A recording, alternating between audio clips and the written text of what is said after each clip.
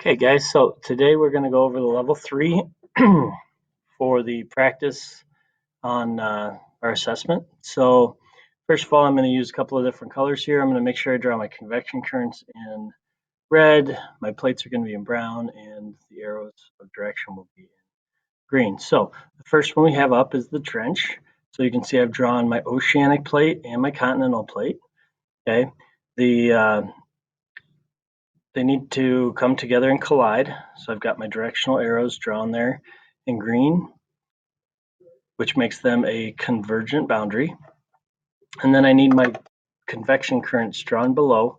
So it's really important I kind of start out drawing the first arrow right as towards, and then I finish my circle so I can see it's a full convection current because convection currents are circular.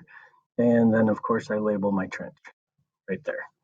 The next one we do is non-volcanic mountains. We're going to have a continental plate colliding with a continental plate. This is our semi-truck to semi-truck, whereas this one was our semi-truck to Ferrari. Okay, so we're going to have another convergent boundary going towards each other. So I've labeled that, labeled my plates and my convection currents. Again, most important that you show them going towards each other, but then you draw the rest of the convection current in as well. So this will be a intrusive igneous. As this gets lifted up, the magma cools because it's getting farther away, and that's why the Rocky Mountains are made out of basically granite. Okay, but intrusive igneous or just igneous would be good enough. All right, ocean ridge. We're going to have our ridge here. Again, we're going to have a divergent boundary, so we're going to go ahead and go away from each other.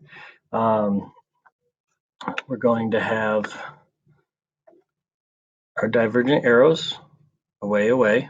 We have an oceanic and an oceanic crest.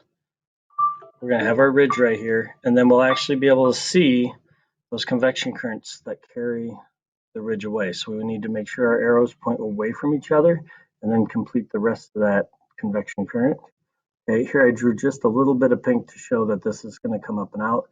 This would be an extrusive igneous rock that is formed. And again, extrusive igneous, it's being lava to the surface where it cools, but also igneous would be good enough. The last one we have is volcanic mountain. Again, this is going to be very similar, actually the same as our trench, only we're going to get some volcanoes out of it. So here's our trench. As this oceanic plate gets pushed down and subducted, it's going to melt. You're going to see the bubbles of hot, superheated gases coming up to the surface. They're going to melt through, and you're going to get your volcano.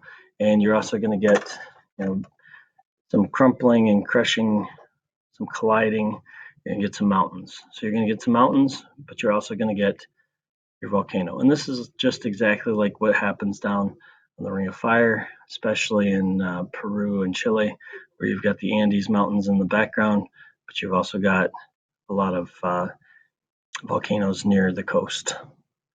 Okay, any questions, please let me know. This is extrusive igneous, and it is convergent.